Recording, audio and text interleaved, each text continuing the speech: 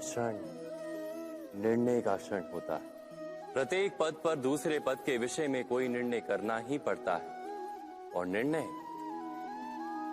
निर्णय अपना प्रभाव छोड़ जाता है। आज किए गए निर्णय भविष्य में सुख अथवा दुख निर्मित करते हैं, ना केवल अपने लिए, अपने परिवार के लिए भी, आने वाली पीढ़ियों के लिए भी। जब कोई दुविधा सामने आती है तो मन व्याकुल हो जाता है, अनिश्चय से भर जाता है। निर्णय का वो क्षण युद्ध बन जाता है और मन बन जाता है युद्ध भूमि। अधिकतर निर्णय हम दुविधा का उपाय करने के लिए नहीं, केवल मन को शांत करने के लिए लेते हैं। पर क्या कोई दौड़ते हुए भोजन कर सकता है? नहीं। तो क्या युद्ध से जूझता हुआ मन कोई योग्य निर्णय ले पाएगा? वास्तव में शांत मन से जब कोई निर्णय करता है तो अपने लिए सुखद भविष्य बनाता है। किंतु अपने मन को शांत करने के लिए जब कोई निर्णय करता है तो वो व्यक्ति भविष्य में अपने लिए कांटों भरा वृक्ष लगाता है। स्वयं विचार कीजिएगा।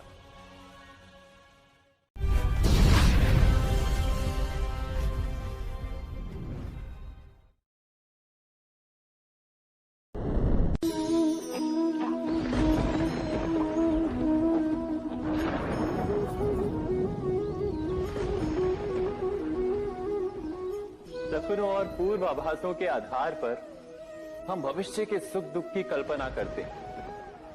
भविष्य के दुख का कारण दूर करने के लिए हम आज योजना बनाते हैं। किंतु कल के संकट को आज निर्मूल करने से हमें लाभ मिलता है या हानि पहुंचती है? ये प्रश्न हम कभी नहीं करते। सत्य तो ये है कि संकट और उसका निवारण सात जन से, व्यक्ति के लिए भी और सृष्टि के लिए भी। नहीं, आप अपने भूतकाल का स्मरण कीजिए, इतिहास को देखिए। आप तुरंत ही ये जान पाएंगे कि जब जब संकट आता है तब तब उसका निवारण करने वाली शक्ति भी जन्म लेती है। यही तो जगत का चलन है। वस्तुतः संकट ही शक्ति के जन्म का कारण है। प्रत्येक व्यक्ति जब संकट से निकलता है तो एक पद आगे बढ़ा होता है, अधिक चमकता है, आत्मविश्वास से अधिक भरा होता है, न केवल अपने लिए अपितु विश्व के लिए भी। क्या ये सत्य नहीं?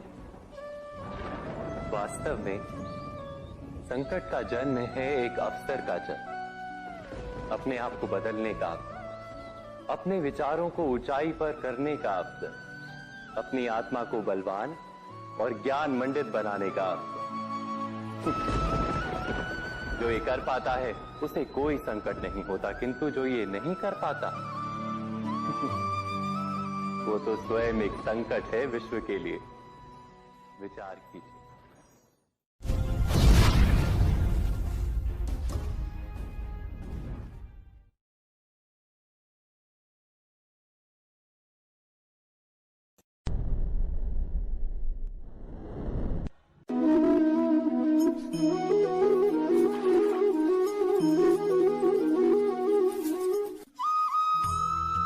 जीवन में आने वाले संघर्षों के लिए जब मनुष्य स्वयं को योग्य नहीं मानता, जब उसे अपने ही बल पर विश्वास नहीं रहता, तब वो सद्गुणों को त्याग कर दुर्गुणों को अपनाता है।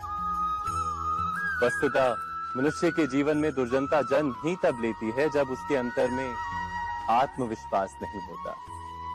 आत्मविश्वास ही अच्छाई को धारण करता है। ये आत्मविश्वास है क्या?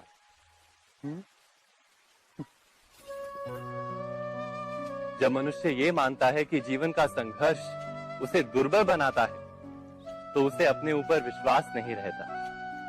वो संघर्ष के पार जाने के बदले संघर्ष से छूटने के उपाय ढूंढने लगता है। किंतु जब वो ये समझता है कि ये संघर्ष उसे अधिक शक्तिशाली बनाते, ठीक जैसे व्यायाम करने से देह की शक्ति बढ़ती, तो प्रत्येक संघर्ष के साथ उसका उत्साह बढ़ता है। अर्थात आत्मविश्वास और कुछ भी नहीं, मन की स्थिति, जीवन को देखने का दृष्टिकोण मात्र है। और जीवन का दृष्टिकोण तो मनुष्य के अपने वश में होता है। स्वयं विचार कीजिए।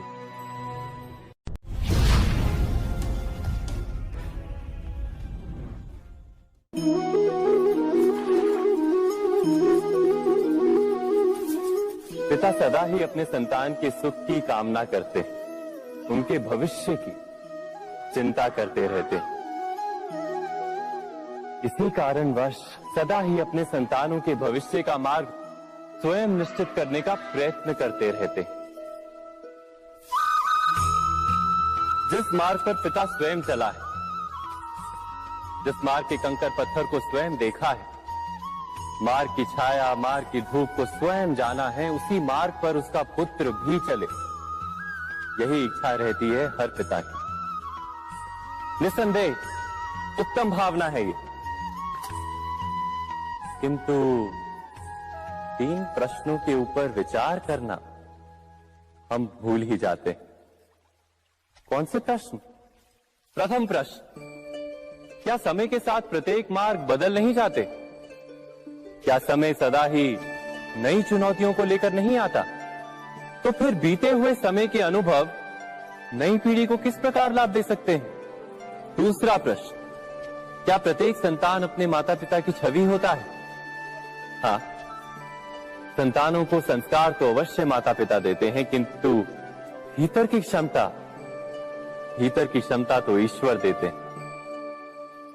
तो जिस मार्ग पर पिता को सफलता मिली है, विश्वास है कि उसी मार्ग पर उसकी संतानों को भी सफलता और सुख प्राप्त होगा। तीसरा प्रश्न, क्या जीवन के संघर्ष और चुनौतियां लाभकारी नहीं होती? क्या प्रत्येक नया प्रश्न एक नए उत्तर का द्वार नहीं खोलता? तो फिर संतानों को नए नए प्रश्नों, संघर्षों और चुनौतियों से दूर रखना, ये उनके लिए लाभ करना कहलाएगा या हानि पहुंचाना? अर्थात जिस प्रकार संतान के भविष्य का निर्माण करने के बदले उसके चरित्र का निर्माण करना श्रेष्ठ है, वैसे संतानों के जीवन का मार्ग निश्चित करने के बदले उन्हें नए संघर्षों के साथ जूझने के लिए मनोबल व ज्ञान देना अधिक लाभदायक नहीं होगा? स्वयं विचार कीजिए।